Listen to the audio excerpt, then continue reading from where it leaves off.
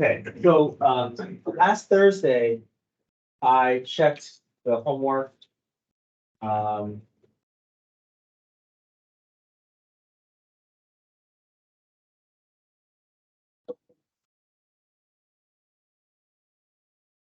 Yeah, I was just wanting to check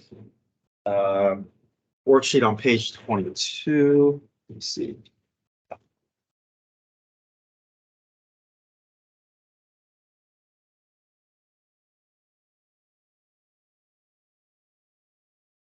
Yeah, that's right. I was going to check this on Monday.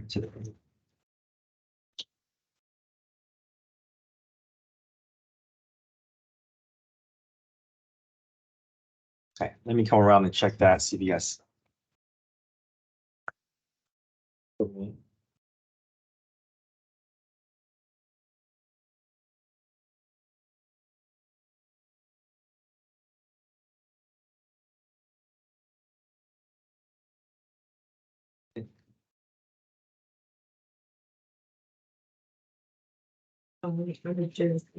So it's page 23. I don't know.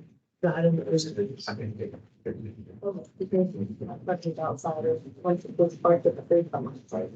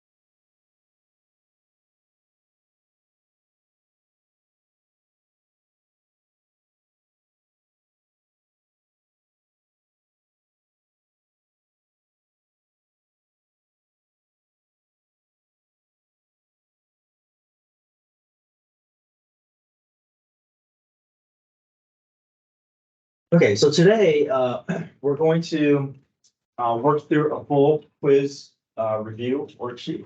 And then tomorrow we'll do the same, and then your quiz is on Wednesday. So what we're gonna see today was basically what your quiz is gonna feel like. It's gonna be front and back, dealing with extreme value theorem, Rolle's theorem, first derivative test for concavity. If you guys were not here Thursday or Friday, you guys can come up and grab the quiz review worksheet.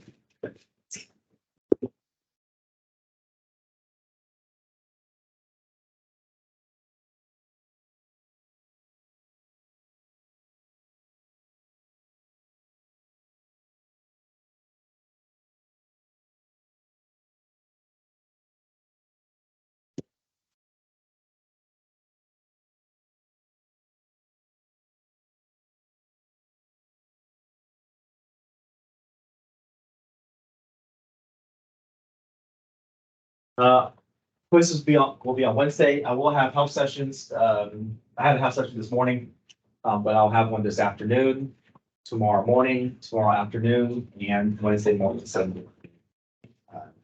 3 weeks. Okay. So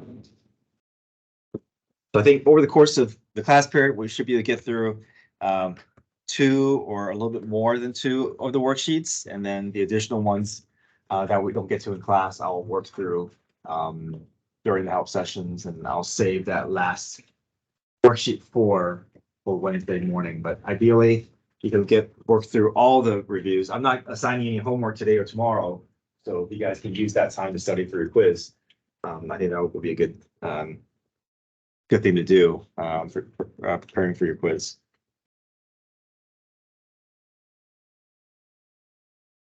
Okay, so in your review worksheet here.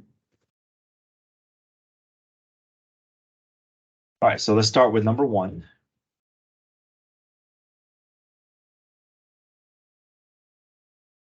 And find the critical points. So critical points just means find f prime and then set f prime equal to 0. Now, if there was a numerator and denominator if there were both numerator and denominator variable in your derivative, then you'll set both equal to 0 separately. But this one is easier. This one has no denominator. We can just set f prime equal to 0. Okay, let's try that.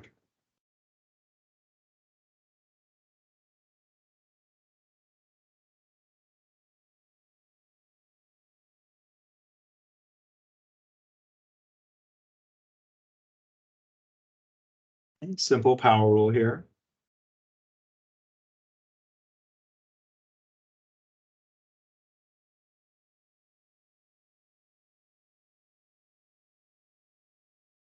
We find critical points by setting f prime equal to 0.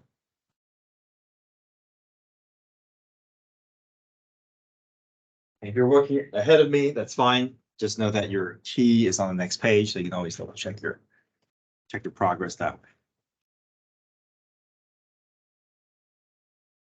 Once you find your derivative, you can factor out your GCF.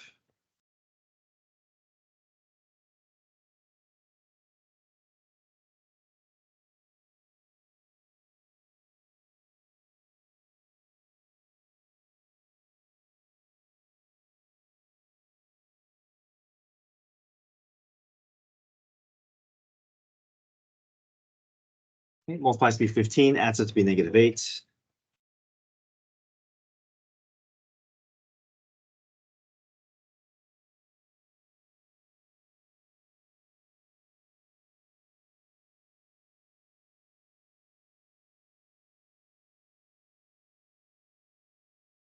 Okay. Set both my factors equal to 0.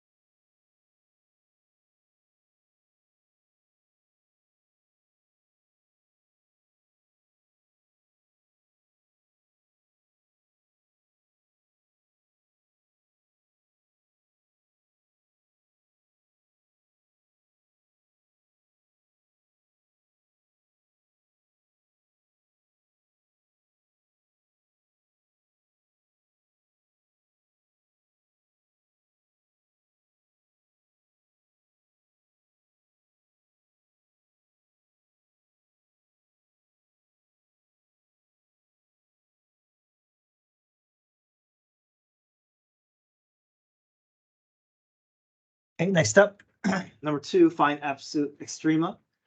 So this is applying extreme value theorem. So extreme value theorem says this. It says that if I had a function, let's say I had a closed function here that's continuous,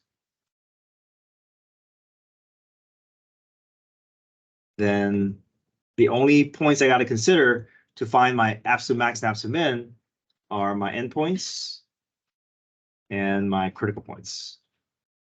So critical points comes from f prime.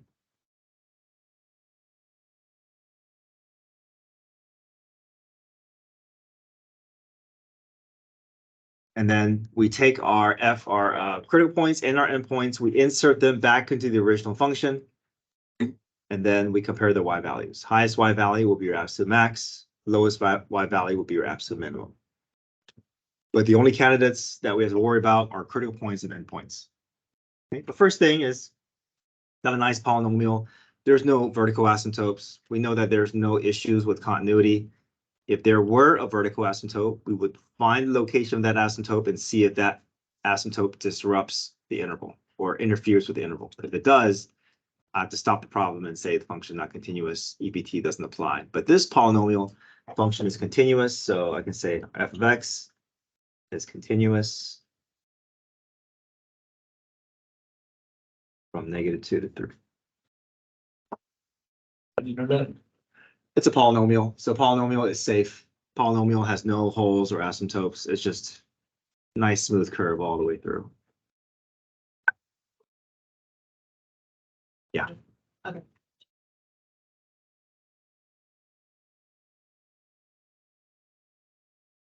If we find, like, if we have one and we find a vertical asymptote, is it like the problem will to continue as long as like the vertical asymptote's not within the. Exactly, right. So if the asymptote does not disrupt the interval, we're safe. So for instance, if my function was this.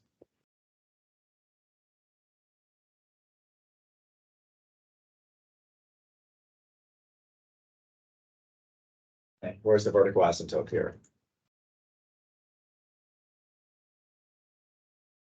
Set the denominator equal to 0. X equals what? What? Yeah, so there's an issue here, right? Is that issue going to interfere with my interval? No. So this one, my extreme valid theorem can still move forward because I don't have any disruptions of my interval. But if it was from 0 to 5, then I would stop the problem and say, okay, I can't guarantee continuity because there's something interfering with it. My function is not continuous on the closed interval. I can't move forward with my theorem. This one, no issues. We keep going. We find critical points just like how we did with number 1. And just know that our critical points that we find will be our candidates for max and min.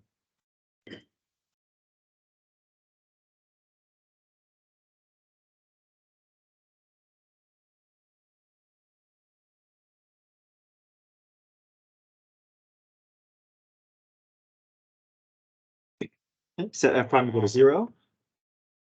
Factor out your GCF.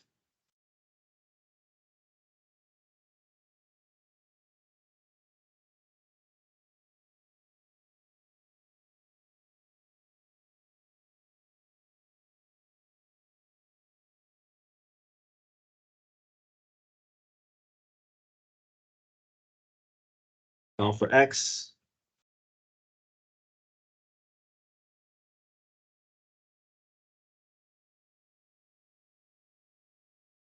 We get 2 and -1. So these are our critical points.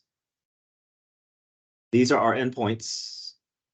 We want to test them all against the original function. Now, Number 1. how do we know whether we want to keep these critical points as true candidates? Has to be inside the interval, right? If it's outside the interval, we have to remove it. That means it's not a candidate, which means we're not going to test that point. But here, Both of them fit. both of them fit, so we're gonna have 4 points to test. You always will have 2 endpoints to test. You may or may not have more critical points. In this case, we do have more critical points to test. So they all get inserted where? Not number line, yeah, Original. in the original function, right? So number line will be first derivative test. That'll be finding relative max, relative min. Here, we don't care if it's relative max, relative min. We just want to know which of these points is the highest on the graph. Right, we're just trying to find what is the highest y value and what's the lowest y value, and that's it. So one of them's gonna be the highest, one of them's gonna be. That's right. Well, there may be shared, but if it's shared, then we just identify the highest y value that we see. Which are gonna be like the extreme, What do you mean? like maximum. That's right. You're always finding absolute max, absolute min. Okay, so they all get inserted into the function. You can use your calculators here.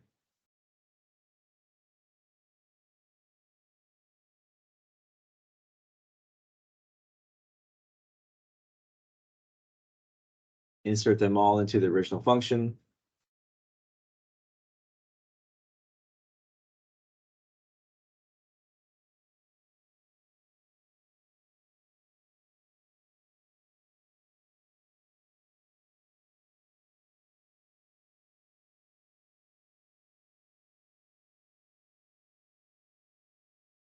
So I just want to show you something. This may save some time, especially when you're plugging in. So if you have a 36, if you have an 84, I can show you this process here. If you go to Y1, you can enter this function in, and then just make the calculator plug these numbers in rather than having to do them all by hand or plug in manually every single term. What you can do is if you go to Y1 is that top left-hand button there, and you can type in the function. So 2x cubed.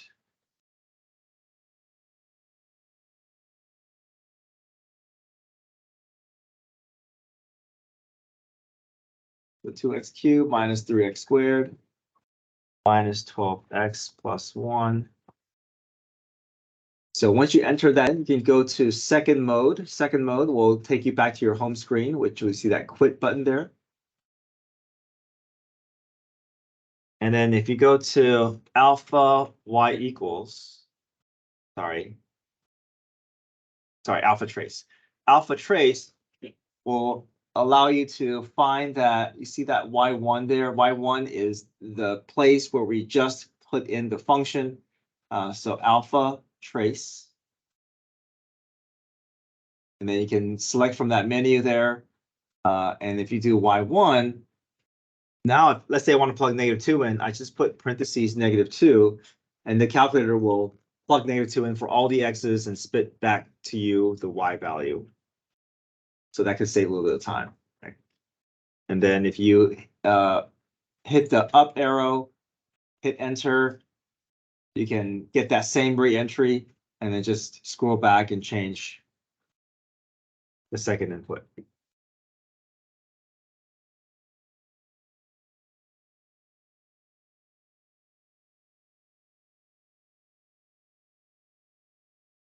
So -3, 8, -19, -8.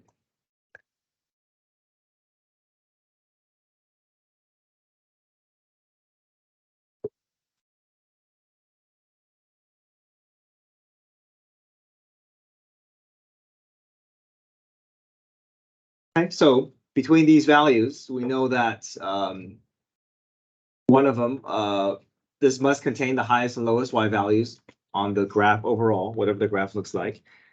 Right, and the graph is not going to be, it's polynomial, but it has endpoints. So, right, maybe it starts at -2 here. Maybe it looks something like this.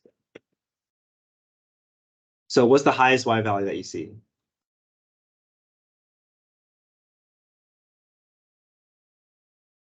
8. So that's my absolute max. What's the lowest y value that you see? -19. So that's your absolute min.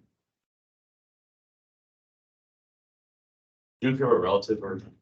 That's right. We don't care about relative. That's for something else, right?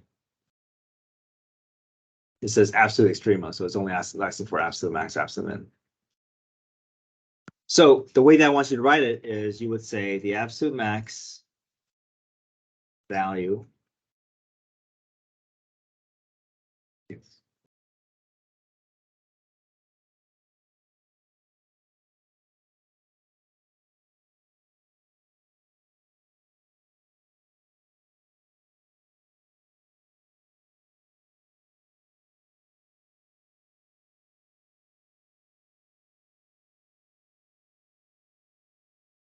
absolute max value is 8. And the absolute min value is -19. So I want you to put the emphasis on the y value. So Just give me the X, just give me the Y value. You can write it out like this if you wanted to. You can say absolute min value is -19 at X equals 2. That's fine. Or absolute max is 8 at X equals 1. If you really want to provide the X value, that's fine. But the emphasis is on the Y value. So I want to see that you are showing me your emphasis is on the Y value. If you give me order pair, I'll still give you partial credit, but I won't give you full credit because I don't know where the emphasis is, right? It's at the Y value. You have to put absolute, or can you just put? Yeah, because it's asking for absolute extrema, right? It's not relative, right? It's asking for absolute extrema. Yeah, so the direction should be clear that it's asking for absolute and not relative. Okay, are we okay with, oh, I forgot to mention this. It's an important point is that this is extreme value theorem, which requires us to go through one condition. So the condition is that the function is continuous on the closed interval from -2 to 3 because we don't experience any issues with our interval. So that's the first statement. Okay, I'm looking for this in your work as well. Okay. So every theorem, there's always a condition, at least one condition involving continuity, whether it's extreme value theorem, Rolle's theorem, or mean value theorem. You also. X equals 2. So you don't have to include that. If you just give me the Y values, I'll give you full credit. But if you do want to include the X value, you have to write it this way. Write it this way and don't write it this way. So you have two options. Either write it out without the X, with the X, but not as ordered.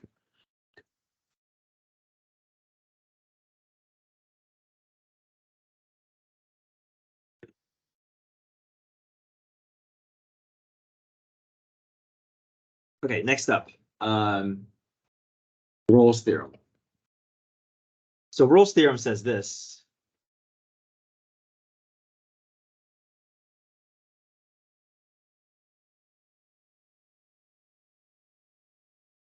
Rolle's theorem says if my function, what is the minimum amount of information that would have to be provided to me if I want to guarantee a slope 0 somewhere along the curve? So the minimum amount of information that I need to guarantee slope 0, first I have to know that the function is continuous, right?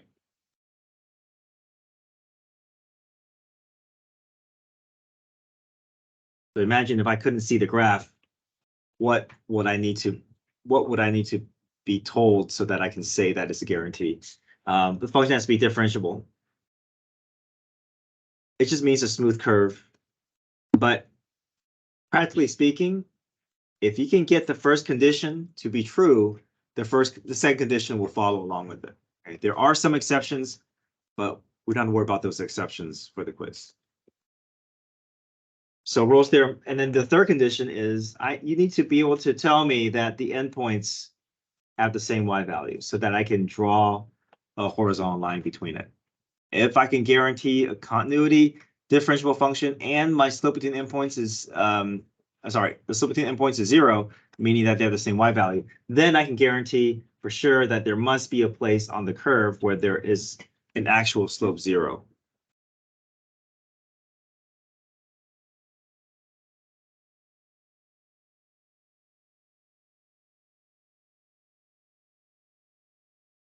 And I can look for that point by setting f prime equal to 0. So 3 conditions. It's got to be no breaks. It's got to be a smooth curve. And the endpoints have to be directly across from each other so I can draw a line between it and show that it's a slope 0. Then I can set my f prime equal to 0 and look for that slope 0. Now, when I find that slope 0, I don't care if it's relative max, relative min. I just want to find a slope 0 somewhere on that interval. Now, this function here, do we see any issues that can cause a continuity issue? Okay. Remember, the way we look for issues with continuity is in the denominator, right? The denominator is where your holes or your asymptotes exist. So if I set that denominator equal to 0, where's my vertical asymptote? 0.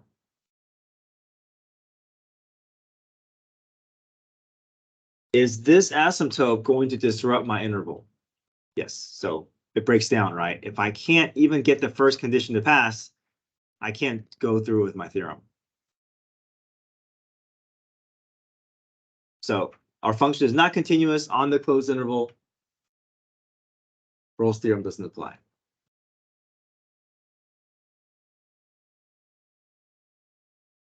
What if it did apply with it? If it did apply, then you would write those statements. You would next confirm, are the negative 2 and 2 giving you the same y value? If it does, then I would find f prime and set f prime equal to 0.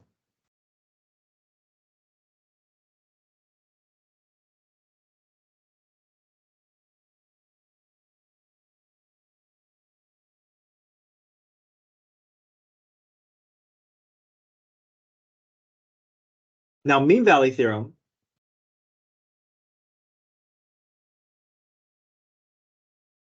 is similar, but slightly different.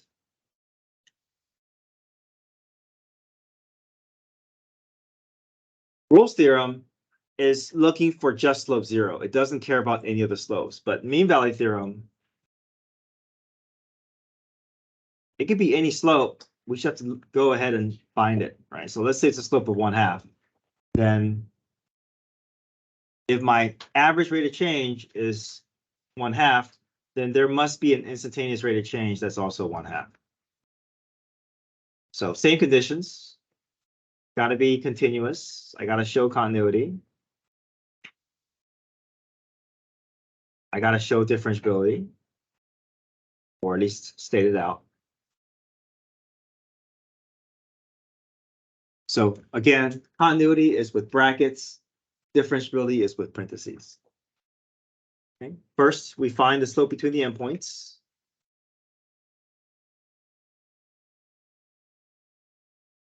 And then whatever that slope is, it could be 1/2, it could be 2, it could be 3, it could be -6. Once we find that target slope that we're after, then we set it equal to the derivative and ask the derivative to tell us where that slope is occurring on the graph.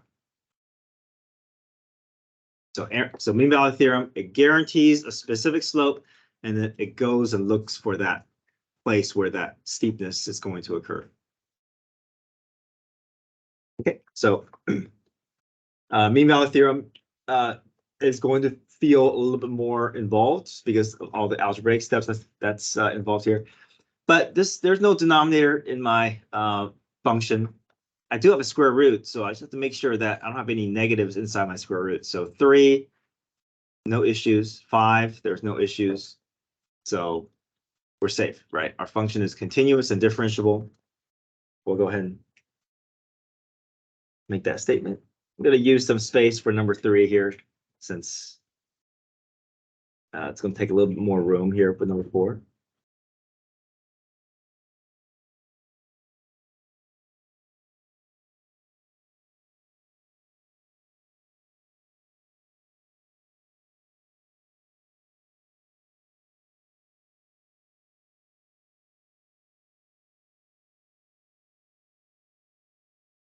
Okay, next up, let's focus on the algebra first. Let's find the slope. Don't find the derivative. You find the derivative first, that could potentially lead you down the wrong path because we don't want to be inserting these x values into the derivative. That's not the right process. So spend the time with your function first.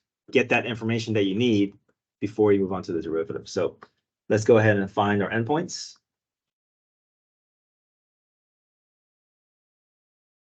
I'm going to bring this back into the square root. You don't have to. It's we're going to need this form for power rule, chain rule later. But so 25 minus 15 is 10.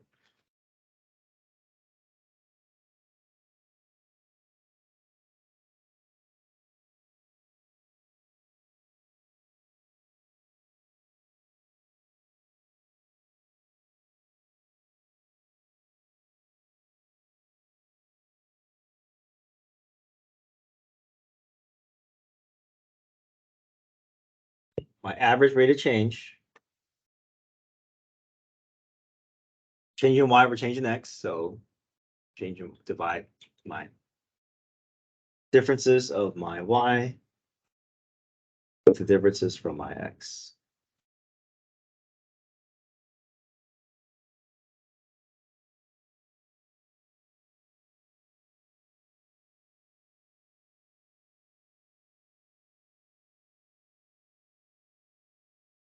So this is the slope that I'm after, right? So let's say this slope ends up being root 10 over 2. I'm now going to look for somewhere on the graph, there must be another, at least one more slope of root 10 over 2 that I found between the endpoints. So my algebra led me to my average rate of change. Now I can focus on my instantaneous rate of change, which is my f prime. Okay, so we'll set this number to the side. You know we got to come back to it. This is our eventual target. Slope of root 10 over 2, whatever that slope is.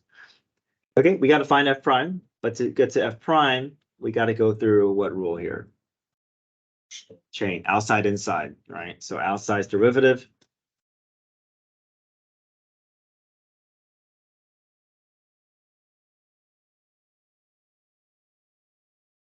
Keep the inside intact. Multiply by the inside's derivative. What's 25 minus 5x's derivative? 5. Pretty much. Close. Nice. Yeah, -5. Yeah.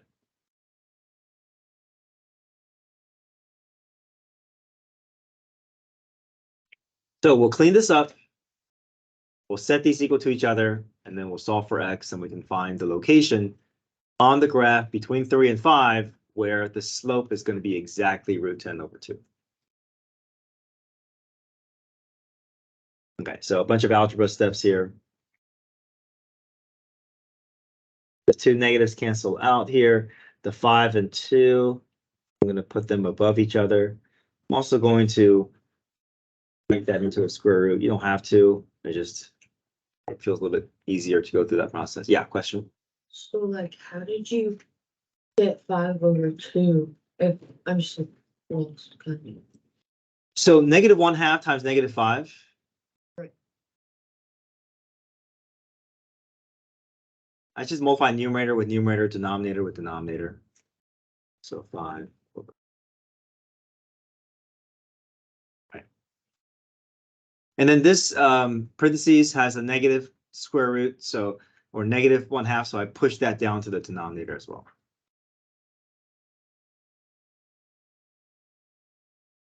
So this is my average rate of change. This is my instantaneous rate of change. I'm going to set them equal to each other and find where that average rate of change is going to live on the curve.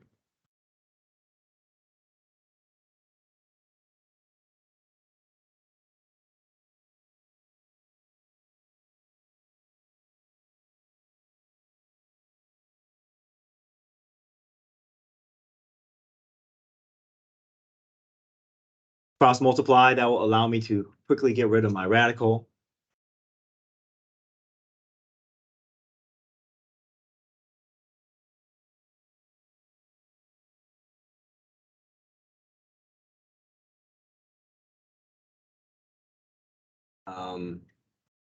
If I can just get this to just be radicals, I can square both sides. So we'll go ahead and just divide the 2 over.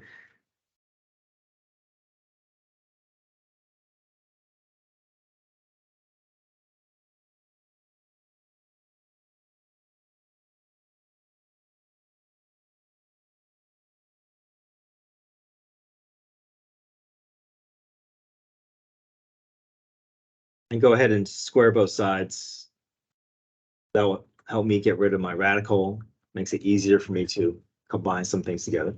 So root 10 squared is just 10. Square root squared is just number inside.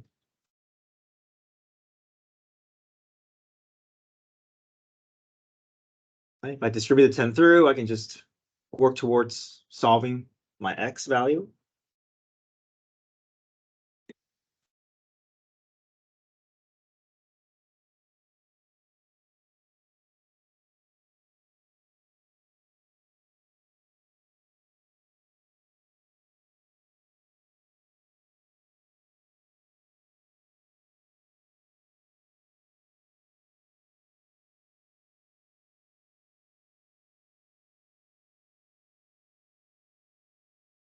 So the solution for mean value theorem, we typically use C, the C value, but it's basically just the X value.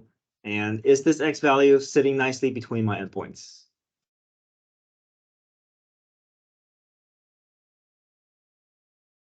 Yes, it's between, right? So that's a guarantee. So once you get past your conditions, this is a guarantee. If you do not find a location between the endpoints, something went wrong. We gotta, this is whatever value that we find, it's gotta live between the endpoints.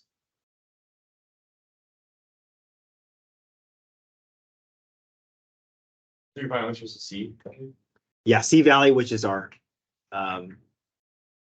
it's the solution. It's the X value, but we call it the C value. That's the typical notation.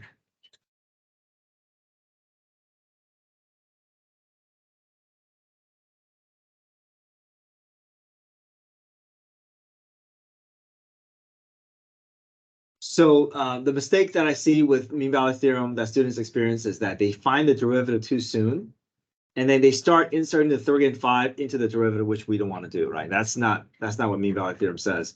We're not going to plug anything into the derivative function. We're setting the average rate of change equal to the derivative. So that's why I'm going to keep stressing that focus your attention first on the algebra portion, get your ordered pair, get your slope, and then move to the derivative.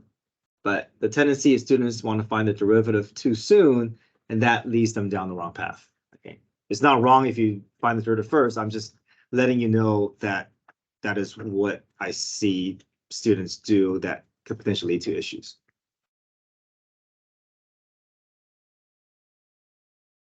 All right, so mean value theorem is the most involved algebraically of the problems that we're going to do. So we'll do obviously a lot more of these, but any questions so far? So do you have to like memorize what all these theorems mean? Yeah. So we have 3 theorems, right? You have extreme value theorem, mean value theorem, and Rolle's theorem. Mean value theorem and Rolle's theorem are basically the same thing. It's just Rolle's theorem is very restrictive. It's only looking for slope 0. But mean value theorem could be like you see here, right? It could be any slope, be root 10 over 2, could be 6, could be 5. And then there's also the first derivative test for concavity, but students tend to have an easier time with those.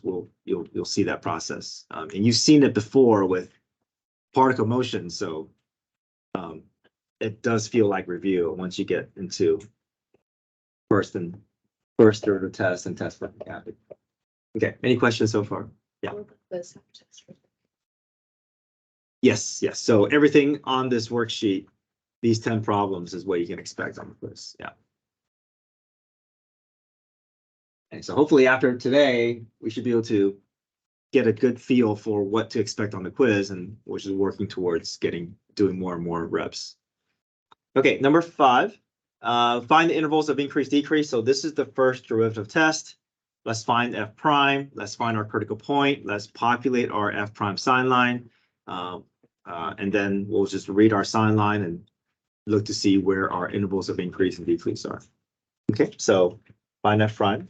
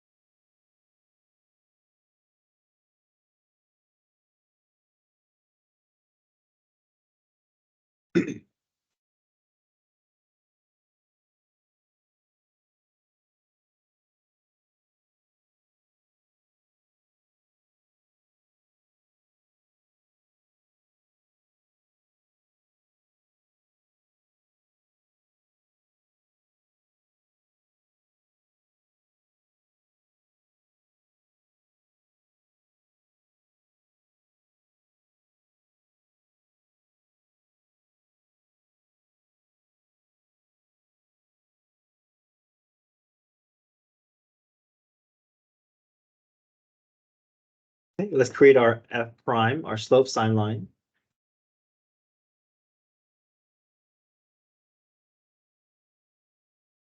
Oh, sorry.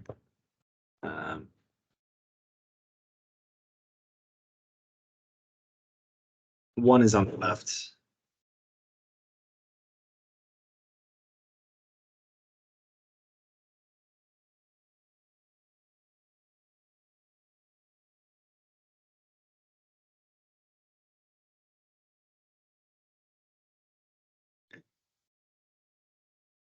Okay, test numbers in each subinterval here. I'll test 0. I'll test.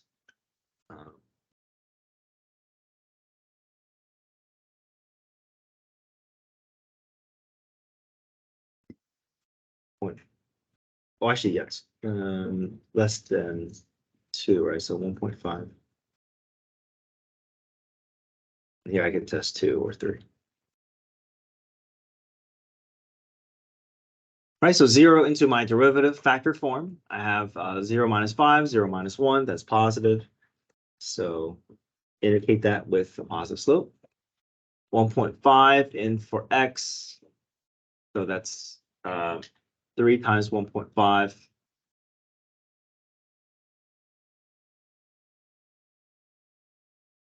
That's 9 over 2 is 4.5 minus 5, which is negative. 1.5 minus 1 is positive. So is the positive and negative is negative. Plug 2 in. I get positive and positive. So it's only asking for increase, decrease. So we see 2 intervals of increase, 1 interval of decrease. But if I were asking you for relative max, relative min, what would you say the relative max would be?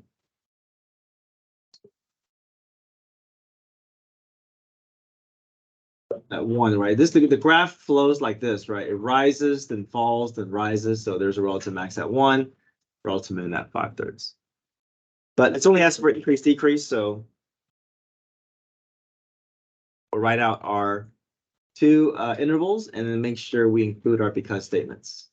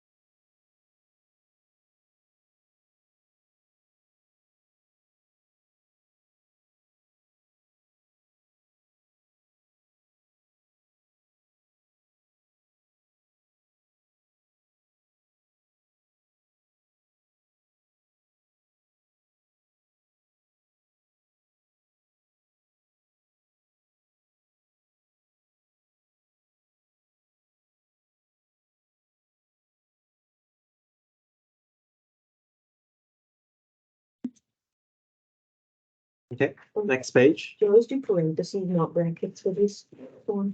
That's right. Always use parentheses. Yeah.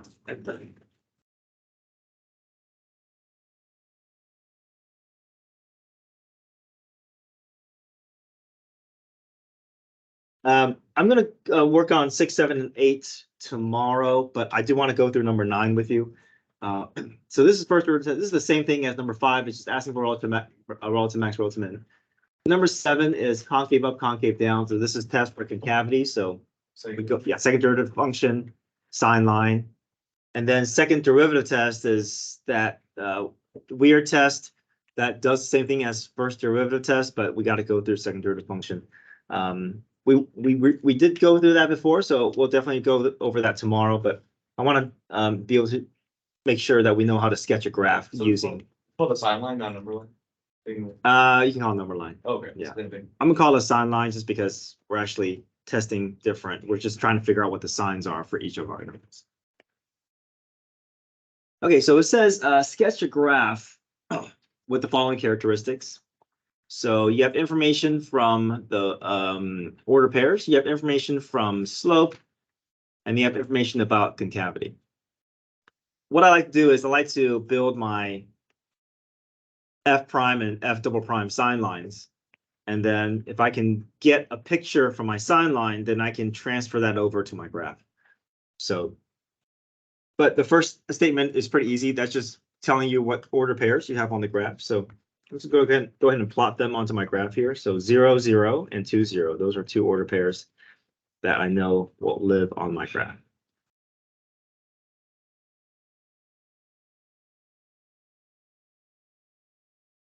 Now, the second and third and fourth statement, we're going to try to see if we can interpret that in a way that we can visualize it onto a number line or onto an f prime sign line.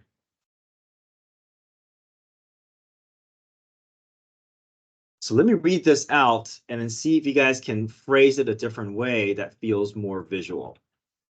This is saying f prime of x is greater than 0 if x is less than 1. What's another way of saying f prime of x is greater than 0? Slope is what? Greater than 0 if x is less than Okay, so another way of saying greater than 0 is what? positive. Positive. So slope is positive where? When x is less than. Okay, what does that mean? Less than 1. Or another way of saying less than 1 is to the left of 1, right? So I know that 1 must be a critical point because it is acting as a boundary. And then here I can just indicate with a positive slope. Right. Does that make sense? Translating that statement into something that fits onto a number, onto a f prime sign line. So that's given to you? Well, the statement is given to you, Okay. but I think if you can put it onto a sign line, it'll be easier for you to graph it later on. Right. F prime of 1 does not exist. What does that mean? Okay, it's undefined. Okay, what's undefined? The slope. Slope is undefined. So slope is undefined could mean two things. It could either mean it's a sharp turn, or it could mean that the point doesn't even exist and it just ends up being a vertical asymptote. So you have two options here. So it's kind of vague. So I'll draw the two different graphs later and you decide which one you want to do. But right now, I'll maybe think in terms of that it's a sharp turn, but you can also think of it as a vertical asymptote. Good. Third statement: f prime of x is less than 0 if x is greater than 1. What does that mean? Slope's negative when x is to the right. Good. So we can just put that onto my sign line as well, right? I'm dealing with the same sign line. So negative slope to the right of 1. Okay. Does that make sense? Now, third statement has to do with the second derivative sign line. F double prime of x is greater than 0. X doesn't equal to 1. What does that mean? When the concavity is good. Yeah, concave. Concavity is positive. What's another way of saying concavity is positive? What does that Concave up, mean? Oh, right? Concave up. So concave up where? When x is not equal. What does that mean? Everywhere except 1. All right, so concave up everywhere except 1. So, all right, so can we look at that last statement and build the sign line this way? Yes. So now we can sketch the graph, right? We want the graph to be positive slope. So I'm going to do this in two stages here. I'm just going to sketch the graph in terms of the slope. I don't really care about how my curvature is looking at, but I do know that whatever my curvature is going to look is going to follow along the path of my dotted lines, right? It's not going to veer off course, but it's just going to make it more detailed. So I know my graph is going to be rising until 1 and falls after 1. And I also know that there's a sharp turn there. Now I'm going to build my concavity. My graph's going to be concave up to the left of 1, and then still remains concave up to the right of 1. Now, why can I not do this? Why cannot I do a full concave up? Because that feels more consistent with the shape. Why? Slope changes. Right, because the slope is only saying positive and negative slope, right? It's not saying negative slope, positive slope, negative slope, positive slope. So I think some students have a little bit of trouble with that, where you get that concave up going and you feel like you want to fulfill that full concave up shape, but it's not going to be a full concave up shape. It's just going to show the curvature that's a portion of the concave up shape. That's one of the Yeah, so your graph can look like this. It can also look like with a vertical hinge, with the vertical glasses. Okay, come get your phones. You guys have, no homework tonight, but, I have a bunch of review sheets. I think it's good practice if you spend at least some time tonight and tomorrow reviewing pretty quick. Help session this afternoon, tomorrow morning, and tomorrow afternoon, and Wednesday morning. I'm just gonna go over, worksheets that we're not gonna do in class, during those help sessions. Right, 23, thank you.